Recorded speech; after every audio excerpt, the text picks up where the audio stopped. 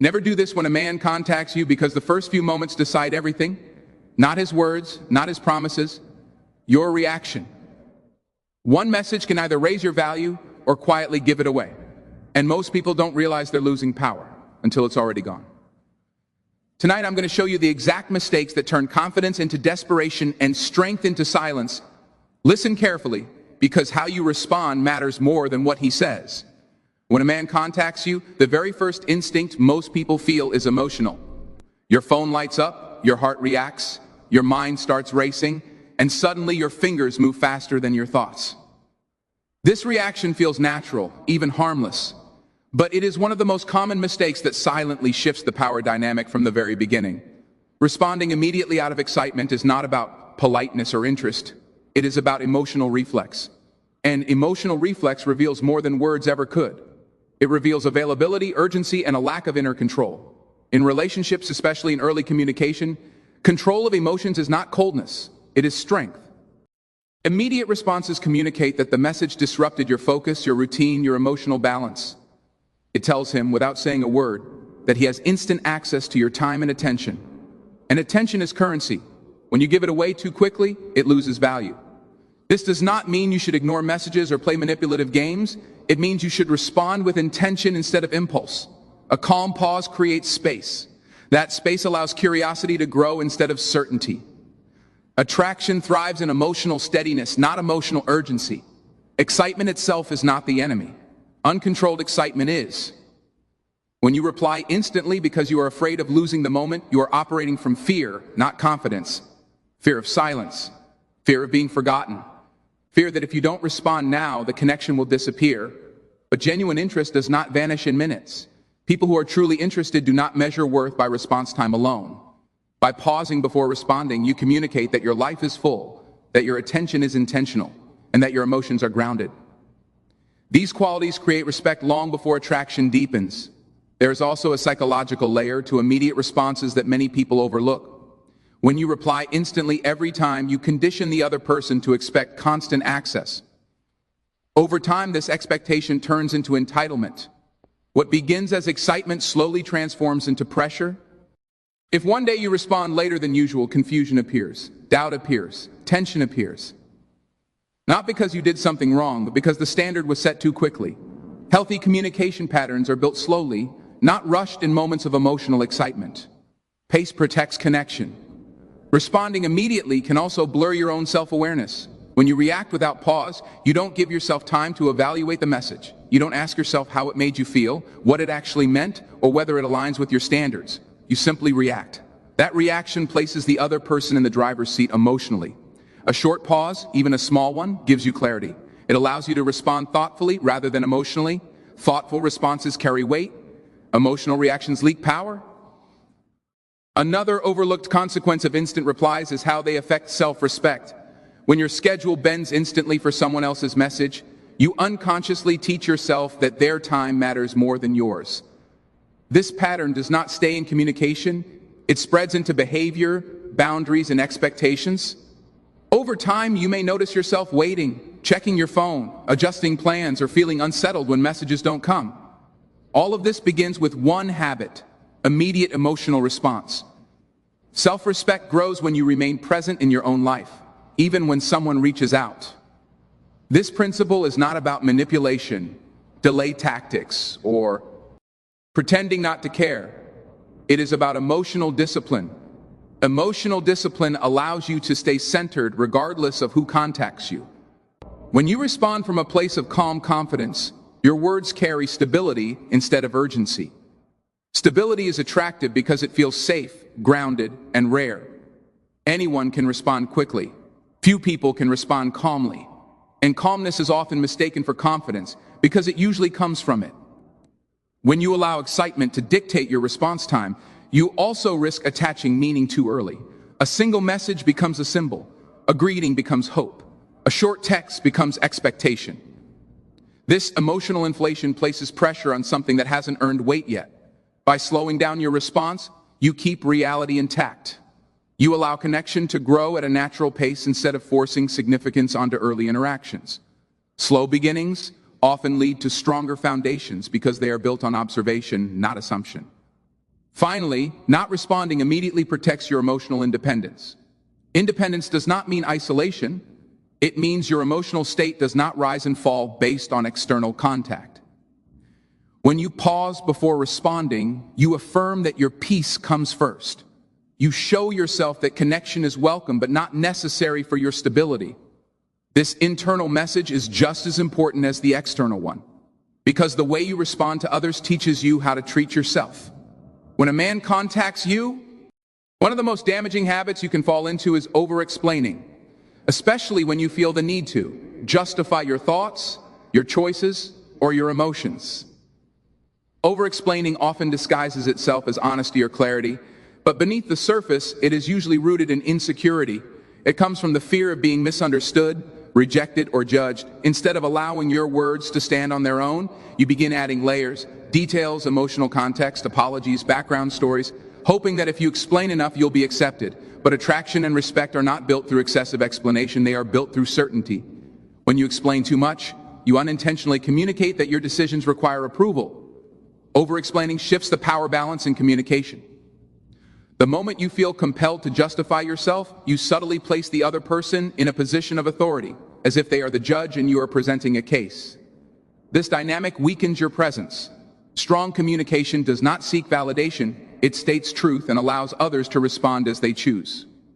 When you say less, your words carry more weight. When you say too much, your message gets diluted. The more you talk, the more opportunities you give for misinterpretation, criticism, or dismissal. Silence after clarity is not weakness, it is confidence. Many people over-explain because they confuse being understood with being accepted. They believe that if they just explain the IR intentions clearly enough, the other person will respond kindly, respectfully, or emotionally. But emotional maturity does not come from detailed explanations, it comes from boundaries. You do not need to explain why you are busy. You do not need to justify why you said no. You do not need to defend your feelings. When you explain everything, you give others the impression that your boundaries are negotiable. Boundaries lose strength the moment they require explanation beyond a simple statement. Over-explaining also exposes emotional vulnerability prematurely. When you share too much too soon, especially with someone who has not yet shown consistency or emotional safety, you risk creating imbalance. Vulnerability is powerful, but only when it is shared intentionally and reciprocally. Excessive explanation often reveals emotional need rather than emotional depth. It can make the other person feel emotionally full while leaving you feeling exposed.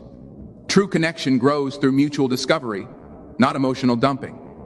Holding back is not secrecy, it is self-protection. Another hidden danger of over-explaining is that it trains others to question you. When you habitually justify your choices, people begin to expect explanations.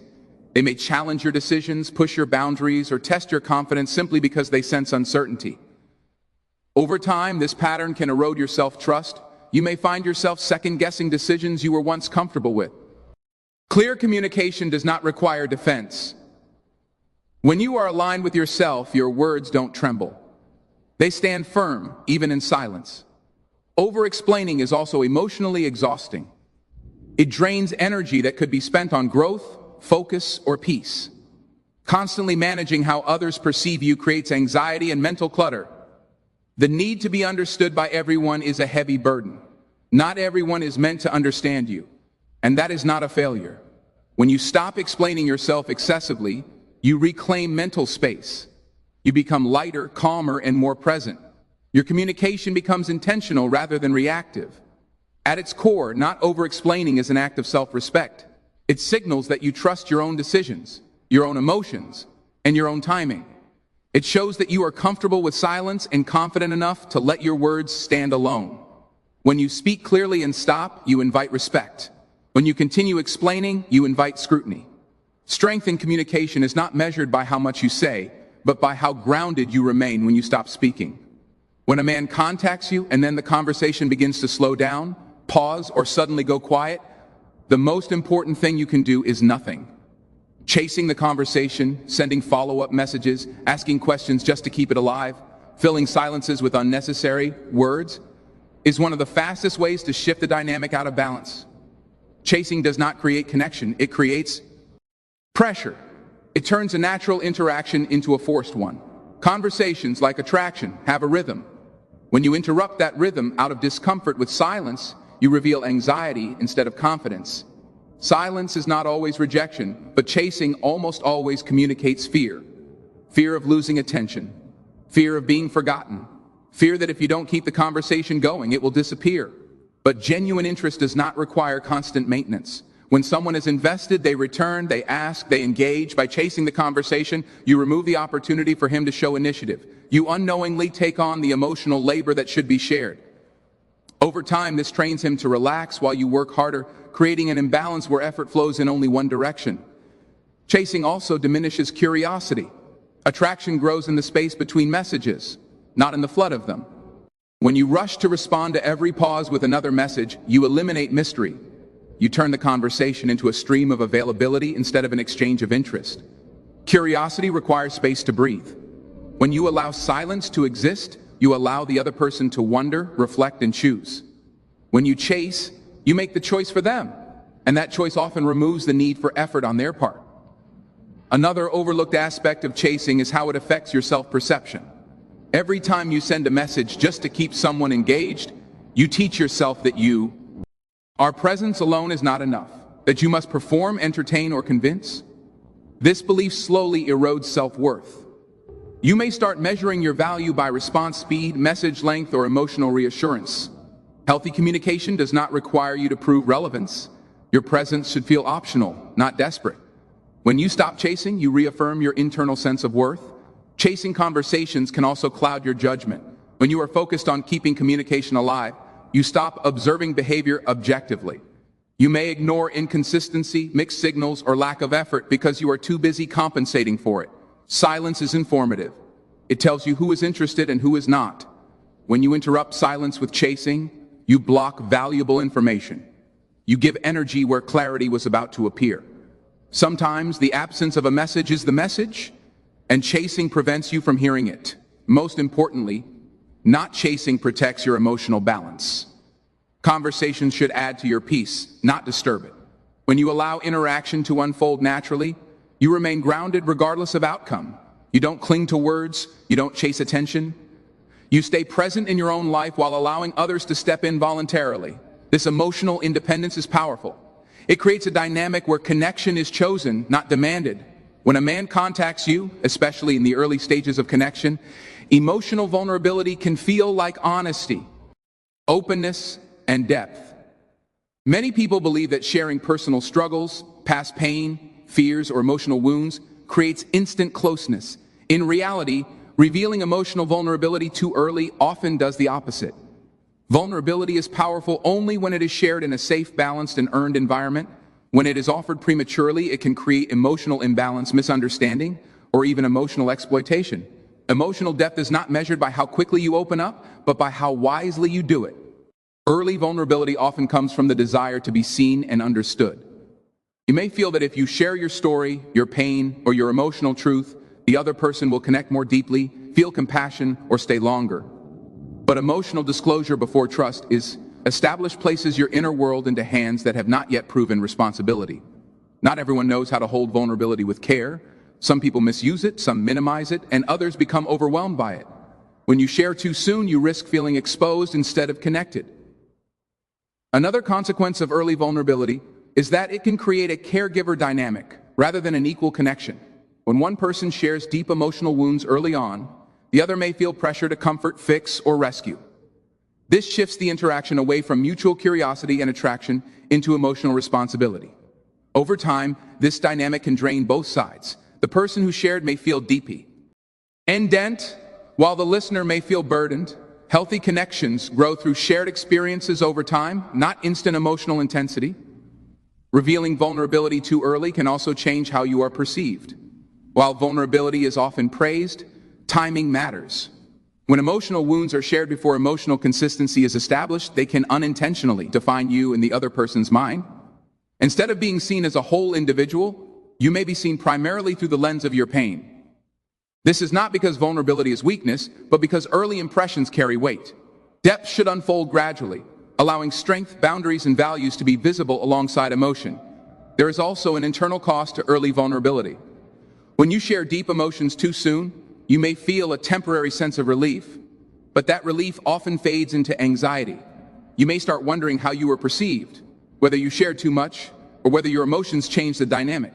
This mental looping can disrupt your emotional balance. Holding space for your own feelings until trust is built allows you to stay grounded and self-protective without becoming closed off. Emotional vulnerability should be a response to consistency, not a tool to create it. Trust is built through actions, reliability, and respect over time. When vulnerability follows trust, it strengthens connection. When it precedes trust, it risks weakening it. Emotional depth is not a race. A process that unfolds naturally when both people have demonstrated emotional maturity, safety, and presence. When a man contacts you and interest begins to form, one of the most dangerous mistakes you can make is lowering your standards out of fear of losing him. Standards are often misunderstood as demands or ultimatums, but in reality they are quiet reflections of self-worth. They represent what you accept, tolerate, and allow into your life. The moment you begin adjusting your values, boundaries, or expectations just to maintain someone's attention, you send a powerful message, both to him and to yourself, that your needs are negotiable. And once standards become flexible for the wrong reasons, respect begins to erode. Dropping standards rarely happens all at once. It often starts subtly. You may overlook a delayed response, dismiss inconsistency, excuse dismissive behavior, or accept less effort than you know you deserve. Each small compromise feels harmless in the moment, but together they create a pattern. Over time, this pattern teaches the other person that effort is optional and that your boundaries are movable. Attraction may survive temporarily, but respect quietly fades. And without respect, attention becomes shallow and unstable. Fear is usually the driving force behind lowered standards. Fear of being alone. Fear of starting over. Fear that this connection is rare or irreplaceable. These fears convince you to tolerate behavior you would normally reject. But attention gained through self-abandonment is not connection, it is self-neglect. When you sacrifice your standards, you are not keeping someone, you are losing yourself, and no relationship built on self-loss can remain healthy or fulfilling. Lowering standards also disrupts emotional balance. When you accept less than you need, resentment slowly grows. You may not express it, but you feel it. You begin questioning your own worth, replaying conversations, and hoping for change instead of expecting consistency. This internal tension drains energy and confidence. Standards exist to protect your peace, not to impress someone else. When you honor them, you create clarity. When you abandon them, you invite confusion. Another overlooked effect of dropping standards is that it removes the opportunity for the other person to rise. Healthy standards challenge people to show their best selves. When you lower them, you remove that challenge. You give permission for mediocrity.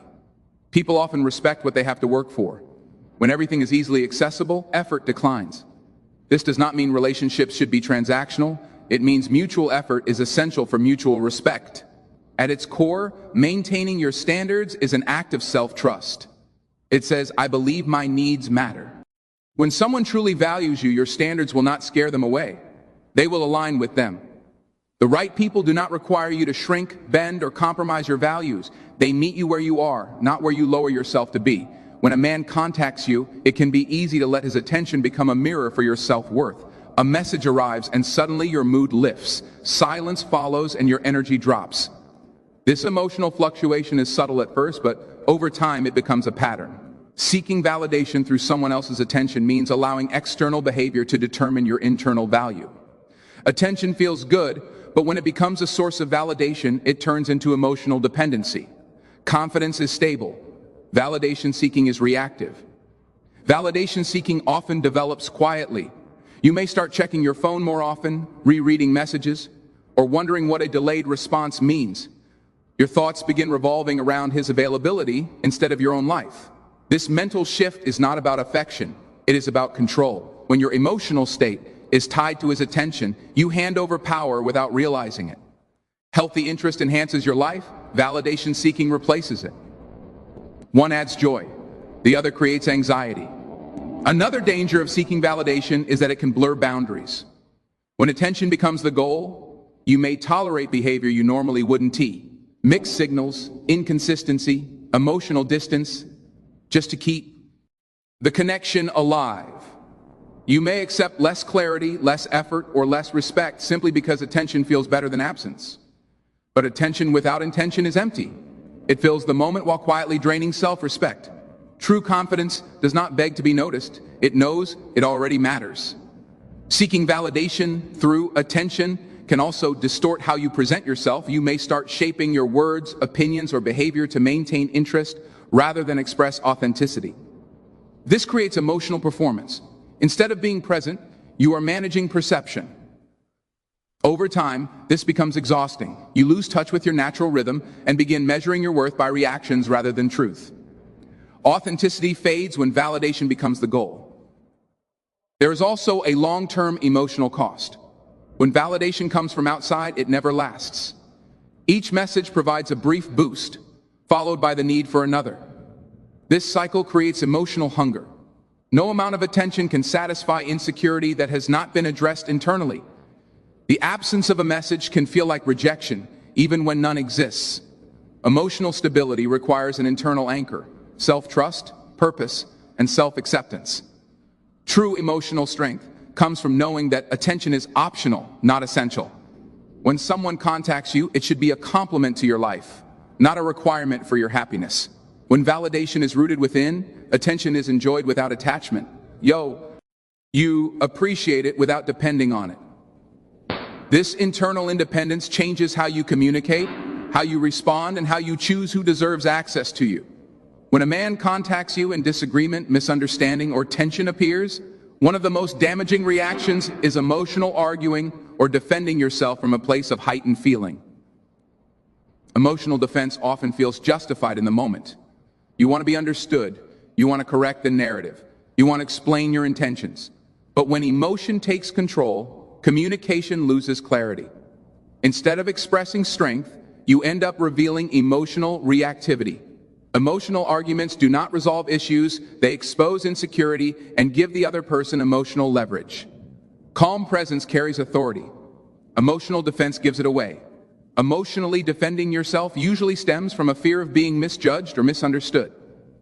You may feel the urge to immediately correct assumptions, prove your sincerity, or explain why you feel the way you do. However, when you rush to defend yourself, you unintentionally validate the idea that you are on trial. You place the other person in a position of judgment and yourself in a position of justification. This dynamic weakens your stance. Strong communication does not chase understanding. It allows truth to stand without emotional pleading. Arguing emotionally also escalates situations that could otherwise remain neutral. Emotions amplify words. A calm statement can turn into a charged exchange when delivered defensively.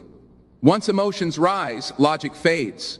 Tone becomes sharper, meanings get distorted, and both sides begin reacting rather than listening.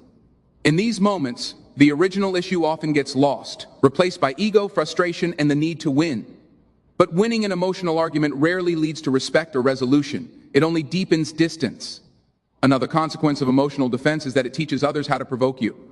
When someone sees that certain words or accusations trigger emotional reactions, they may consciously or unconsciously repeat them.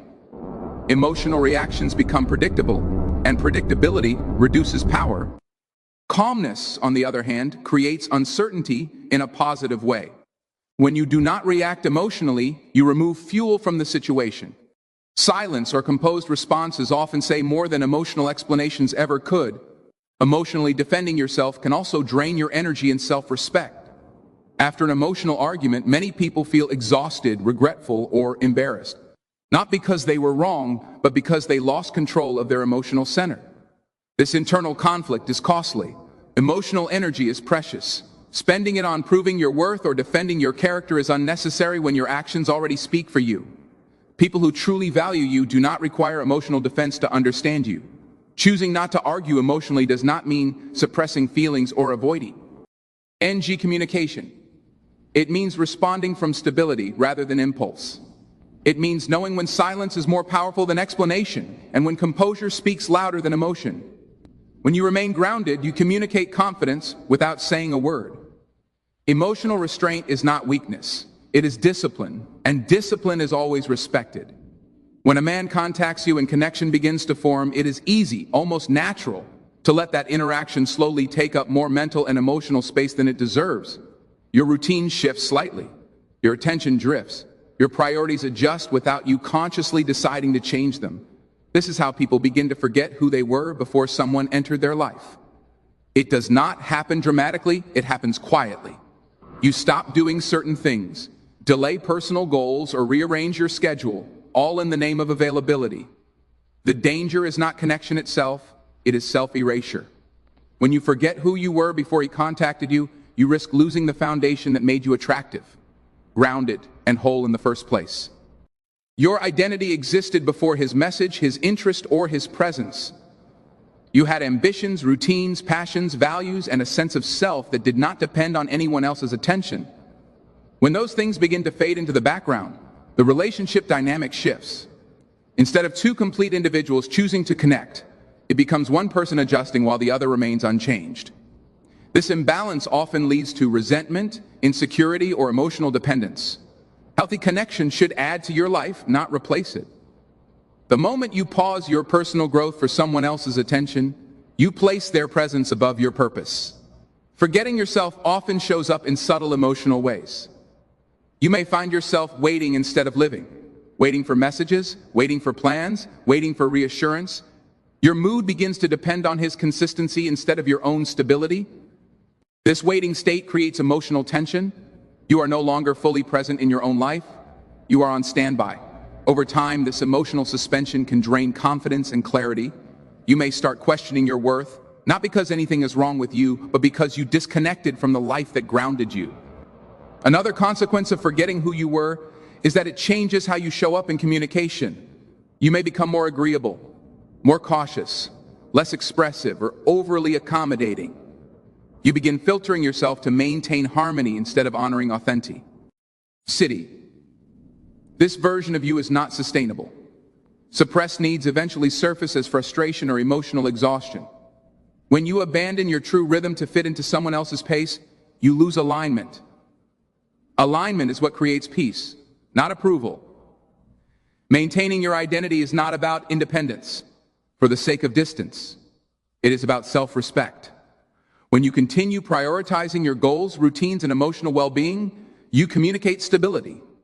Stability is attractive because it feels grounded and secure. People respect those who respect themselves.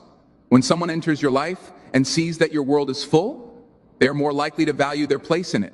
When your world shrinks to make room for them, their presence becomes less meaningful. Remembering who you were before he contacted you is an act of emotional responsibility. It ensures that connection remains a choice, not a necessity. You do not lose yourself in attention. You do not pause your growth for possibility. You remain rooted in who you are, allowing anyone who enters your life to meet you there, not reshape you into something smaller. Remember this above all else: connection should never cost you your balance, your boundaries, or your sense of self. When a man contacts you, it is not a moment to abandon discipline for emotion or identity for attention. It is a moment to remain grounded in who you are, what you value, and what you refuse to compromise.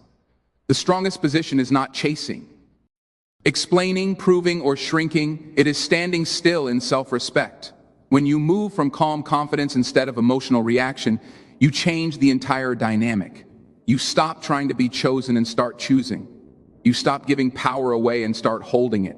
The right connection will never require you to forget yourself, lower your standards, or seek validation.